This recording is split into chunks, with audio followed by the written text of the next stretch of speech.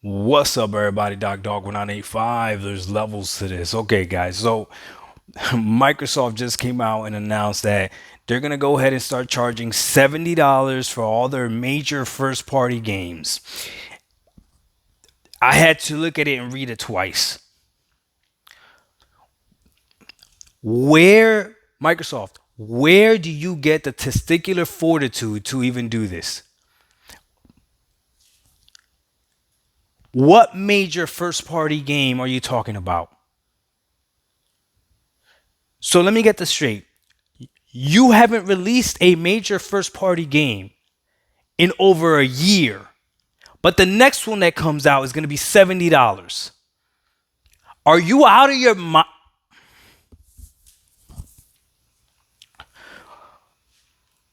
We have no idea what quality games you can produce because you haven't produced anything that's first party or major within the last year. But now you want to charge $70 for the next one that comes out. Meaning if these games weren't delayed, they would have been 60. If if these games weren't delayed, they would have been 60, right? But because life circumstances, sure. Bad management, sure. Whatever the excuse is, you couldn't figure out a way to release games in 2022. Even though Nintendo and Sony did. Now the punishment is on us and we got to pay extra $10 next year. Are you out of your mind? A lot of people out there want to blame Sony for this. That's like when you go to therapy and you acknowledge what the root of a problem is, but you don't acknowledge that now you're a grown person that can make your own decisions. I'll give you an example. I grew up without a father. Father wasn't in my life, okay? I have kids now, okay? I am in my kid's life, very much so. To therapy, a lot of my issues stem from this. However, as a grown man, I understand that I can still make decisions that aren't fully affected by this. So Sony charging $70 for their games doesn't give the excuse of Microsoft saying, well, they're doing it, we're going to go ahead and doing it. Because if that's the case, then I should have abandoned my kids too.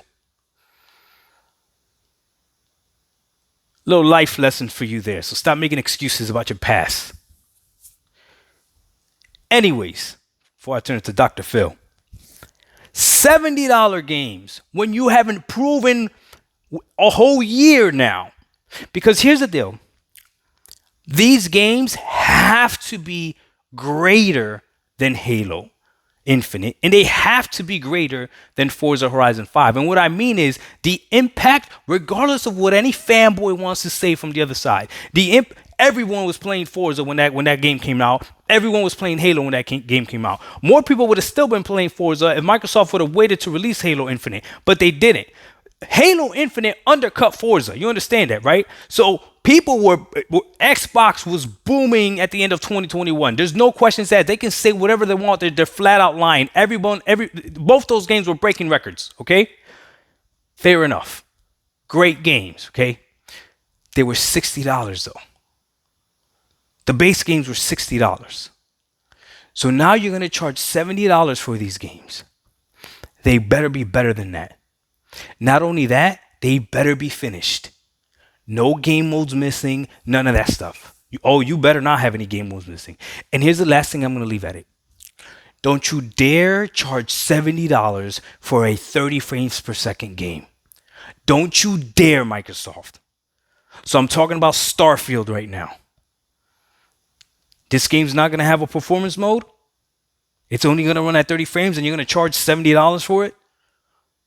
Now, let's go ahead and address the elephant in the room. Doc, you don't buy $70 games, even though you guys know that I have bought $70 games to my regret. Doc, you don't like buying $70 games. Plus, it's going to be on Game Pass.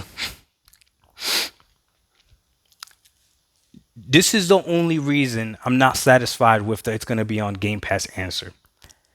If they feel confident raising the price of these games for no other reason at all, they haven't proven anything, right? They just want to raise the price of the games, okay? Why would they not raise the price of Game Pass without proving anything either? Game Pass is great. Game Pass is awesome, but Game Pass Ultimate is $15 a month. I expect that if you raise it from that, you're bringing something else to it or the service is going to get better. That's what I expect. Maybe this is their way of not having to increase Game Pass. And if that's the case, okay, because I'm a Game Pass gamer. But still, there's something sleazy about not releasing a first party major game for over a year, and then the next one that comes out is going to be $70. I'm really curious to see what the community thinks about this. Because unlike those other communities, I know in here we have our own freaking personalities and our own freaking mindset, and we think about things differently. We don't all just follow blindly. So I'm curious to see what people are thinking. $70 games for first party major games when they haven't released anything in the last year, so we have no idea what they're capable of on these machines. Halo Infinite, Forza Horizon 5, great games. They were $60. If you're going to charge $10 more, they better be greater than those. That to me makes logical sense. It makes logical sense. Dog 195, there's levels to this. We out. Peace.